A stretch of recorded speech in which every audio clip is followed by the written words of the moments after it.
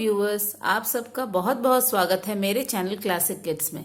तो जैसा कि आप आज का टॉपिक देख रहे हैं, आज हम आर्टिकल्स के बारे में बात करेंगे और उसमें भी मैंने सिर्फ 2 आर्टिकल्स आज लिया है। द के बारे में हम बाद में पढ़ेंगे।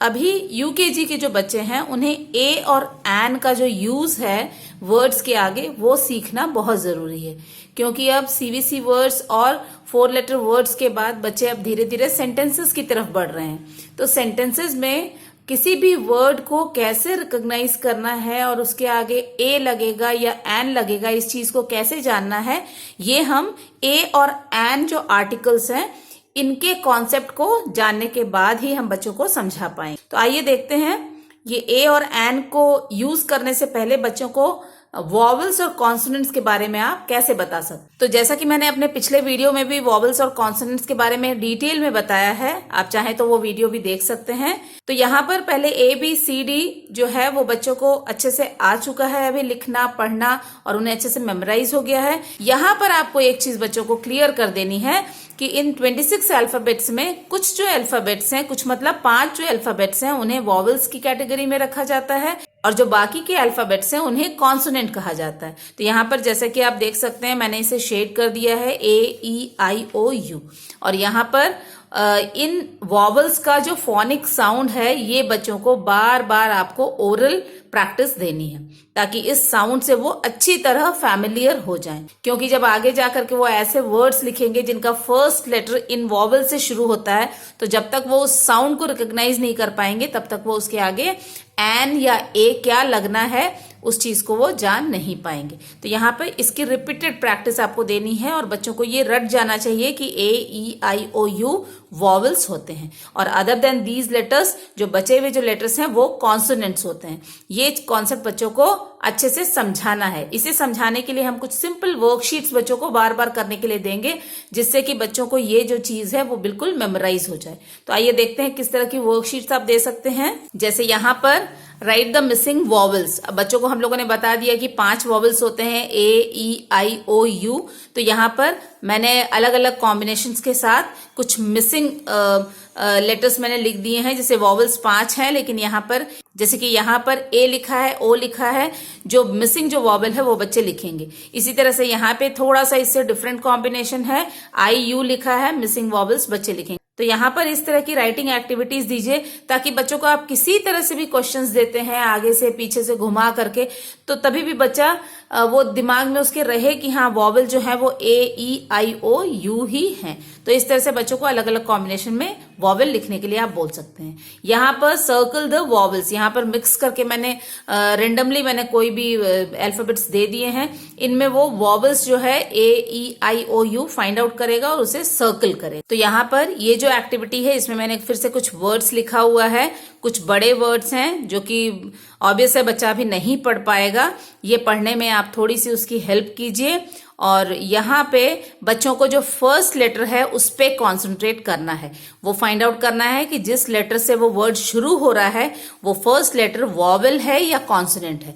अगर वो वॉवल है तो उसे उस वर्ड को सर्कल करना है और साथ में उसे पढ़ना भी आप सिखा सकते हैं। कुछ जो बड़े वर्ड्स हैं उन्हें आप अभी से पढ़ना सिखाएं तो वो इसे अलग अलग करके स्प्लिट करके आराम से इसे पढ़ना भी धीरे धीरे सीख जाएगा। तो जैसे फिश है, this is not a vowel. Man, M is not a vowel. Igloo, I is a vowel. तो ये I को इस तरह से सर्कल करेगा। Net, it is not a vowel, it is a consonant. Year, E it is a vowel.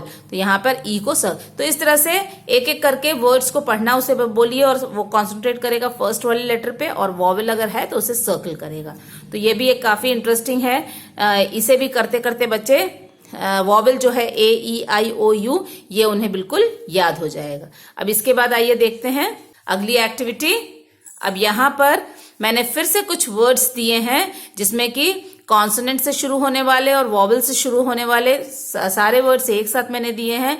इसमें अब बच्चों को यहाँ पर ये बताना है कि अगर ये वॉवल से शुरू हो रहा है तो उसके आगे एन लगता है, तो हमें एन को सर्कल करना। और यहाँ पर हैट है, this is not a vowel, H is a consonant. तो यहाँ पर H जो है ये कॉन्सोनेंट का साउंड दे रहा है, H सेज ह। तो यहाँ पर H के आगे हम हमेशा A लगाएंगे, अ हैट बोलेंगे। यहाँ पर उसी तरह से boy, B is a consonant, B says ब। यहाँ पे प्रोनाउंसिएशन भी बहुत जरूरी है। सिर्फ ये नहीं है कि यहाँ पर ए आपका शुरू में है तो बच्चा सिर्फ ए देख करके उसके आगे एन लगा रहा है। इसे प्रोनाउंस करके उसका फोनिक साउंड से निकालने के लिए बोलना है, क्योंकि यहाँ पर इस स्टेज में यूकेजी में तो हम बच्चों को एन लगाने का जो कॉन्सेप्ट है वो सिर्फ वॉवेल वर्ड्स को देख करके ही हम समझा देते हैं। लेकिन जब फर्दर वो आगे हायर ग्रेड्स में जाएगा जब वो आगे हायर ग्रेड में जाएगा तो ये कॉन्सेप्ट वहां पर काम नहीं करता, क्योंकि वहां पर हमें, जैसे अगर हमने HOUR लिखा है तो यहाँ पर H जो है कॉन्सोनेंट होने के बाद भी यहाँ पर हम यहाँ पर एन लगाते हैं, बिकॉज यहाँ हमें R में जो H है उसका लेटर नहीं देख करके, उसका साउंड देख करके, फोनिक साउंड देख के हमें एन लगाना है। तो एक्चुअल जो एन लगाने का जो कॉन्सेप्ट है वो यही होता है। लेकिन स्टार्टिंग स्टेज में जो यूकेजी के जो बच्चे होते हैं उन्हें हम इसी तरह के वर्ड्स देते हैं जिनमें कि वॉवेल जो लगा हो उसका एग्जैक्ट वही साउंड आ रहा हो। तो इसी तरह से यहाँ पर हैट है, हैट के लिए H सेज ह साउंड आ रहा है तो यहाँ पर ए लगेगा, अ हैट। उसी तरह से बॉय, बी सेज ब है, इसमें वॉवेल साउंड नहीं है तो यहाँ पे अ बॉय। तो यहाँ पर जो first letter of the word है उसका फोनिक साउंड है उसे भी रिकॉल करने के लिए बोलिए। जैसे M सेज म is not a vowel sound, AEIOU में कहीं भी म नहीं आ रहा है तो ये इसके आगे ए लगेगा, अ मॉप। इस तरह से ए और एन किसी वर्ड के आगे लगाने का जो कॉन्सेप्ट है वो धीरे धीरे बच्चों को आप समझा सकते हैं। इसके बाद आप बच्चों को इस तरह से लिखने के लिए भी दे सकते हैं। अभी आपने बच्चों को करेक्ट जो आर्टिकल है वो चूज करने के लिए दे दिया, सर्कल करने के लिए दे दिया, उसके बाद उन्हें लिखने दीजिए। अब यहाँ पे बच्चे देखेंगे, उसी तरह से फर्स्ट यहाँ पे मैंने पिक्चर भी बना दिया है। वर्कशीट या जो भी रिटन वर्क है वो थोड़ा कलरफुल अगर आप बनाएंगे तो बच्चे काफी इंटरेस्ट लेके ये सारी चीजें करते हैं। बिकॉज आपने देखा होगा कि जैसे जैसे ग्रेड्स बढ़ती जाती हैं, पिक्चर्स और ये जो सारी ये सब चीजें होती हैं, कलर का हम यूज करते हैं वो धीरे धीरे कम होता जाता है। ये स्टार्टिंग में हम बच्चों को अट्रैक्ट करने के लिए, उनका इंटरेस्ट डेवलप करने के लिए इस तरह के ज्यादा से ज्यादा पिक्चर्स बना करके उनको पढ़ाने की कोशिश करते हैं। तो यहाँ पर एरोप्लेन बना है तो यहाँ पर बच्चा अगर इसे नहीं भी पढ़ पा रहा है तो एरोप्लेन देख करके वो जान जाएगा कि ये एरोप्लेन है। और जैसा हमने उसे पहले बताया कि उसे सिर्फ फर्स्ट लेटर पे कॉन्सेंट्रेट करना है कि ये वॉवेल है या कॉन्सोनेंट है। तो यहाँ पे ए सेज ए जो है वो वॉवेल साउंड है, ए का साउंड है। तो यहाँ पर ए आ रहा है तो यहाँ क्या लिखेंगे हम, एन। तो इस तरह से बच्चों को इस कॉन्सेप्ट के साथ ये जो वर्कशीट है और ये फिल इन द ब्लैंक्स है उसे भरने के लिए आप बोलिए। डी सेज ड is not a vowel sound तो यहाँ पे डी के आगे क्या लगेगा, ए, अ डक। तो इस तरह से साउंड को भी बच्चों को अभी से थोड़ा सा रिलेट करने के लिए बोलिए। और फर्स्ट लेटर तो वो देखेंगे ही एन लिखने के लिए। फर्स्ट लेटर अगर इनमें से कोई एक है, वॉवेल में से कोई है तो यहाँ पे एन लिखेंगे। लेकिन फर्स्ट लेटर के आगे एन लिखने से पहले उन्हें इसका जो फोनिक साउंड है वो भी बच्चों को बोलने के लिए बोलिए। तो इस तरह से ये जो वर्कशीट है ये भी बच्चों को आप करने के लिए दे सकते हैं। इसके बाद ये भी ऑलमोस्ट उसी तरह का है। यहाँ पे पिक्चर्स मैंने बनाया है। जो बच्चे जो वर्ड्स जो बड़े बड़े हैं, जैसे एलिगेटर है, यहाँ एलिगेटर लिखा है, ये बच्चे नहीं पढ़ पाएंगे लेकिन they can recognise this picture. तो यहाँ पर ए जो है वॉवेल है, ए सेज ए, ये एक वॉवेल साउंड है तो यहाँ पे एन एलिगेटर। फिर यहाँ पर आप बिना पिक्चर्स के भी बच्चों को रैंडमली ये वर्ड्स दीजिए और देखिए कि वो इस चीज को ए और एन जो लगाना है आगे वो अच्छे से वो कर पाते हैं या नहीं। इसके बाद आप सिंपल सेंटेंसेस भी बच्चों को दे सकते हैं। दिस इज अ बॉल, यहाँ पे पिक्चर भी बना हुआ है। What is this, this is a ball. B is a consonant, it produces a consonant sound, B says ब, so here it will be a ball.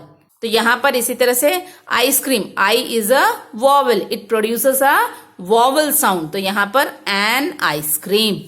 तो इसी तरह से ये जो वर्ड्स हैं, पहला जो वर्ड है सिर्फ इसे ही देखने के लिए मत बोलिए, उसका आप उन्हें फोनिक साउंड जो है वो भी बोलने के लिए बोलिए, ताकि आगे आने वाले समय में जब वो फोनिक साउंड को लेकर के जब वो एन का यूज करने लगेंगे तो ये कॉन्सेप्ट उनके लिए बहुत नया नहीं रह जाएगा। तो इस तरह से ये वर्कशीट भी आप बच्चों को करवा सकते हैं। तो यहाँ पर मैंने कुछ ए वॉवल वर्ड्स जो हैं, ए से स्टार्ट होने वाले जो वॉवल वर्ड्स हैं उनकी मैंने यहाँ पे लिस्ट बनाई है। ये ई वाले वर्ड्स हैं, elephant, egg, eagle, eraser, envelope, eleven, egg plant, eel, ear. उसी तरह से आई वॉवल के कुछ वर्ड्स हैं, ice cream, igloo, inch, insect, inkpot, iguana, image, idea. U से स्टार्ट होने वाले कुछ वर्ड्स हैं। तो इस तरह से इन सारे जो वॉवल से स्टार्ट होने वाले जो वर्ड्स हैं इन्हें यूज करते हुए छोटे सेंटेंसेस आप डेवलप कर सकते हैं, या इस तरह का जो है फिल इन द ब्लैंक्स के रूप में दे सकते हैं। तो यहाँ पर इन वर्ड्स को आप यूज करके और दूसरे जो कॉन्सोनेंट से शुरू होने वाले जो वर्ड्स हैं उनके साथ मिक्स करके बच्चों को इस तरह के सेंटेंसेस आप दीजिए।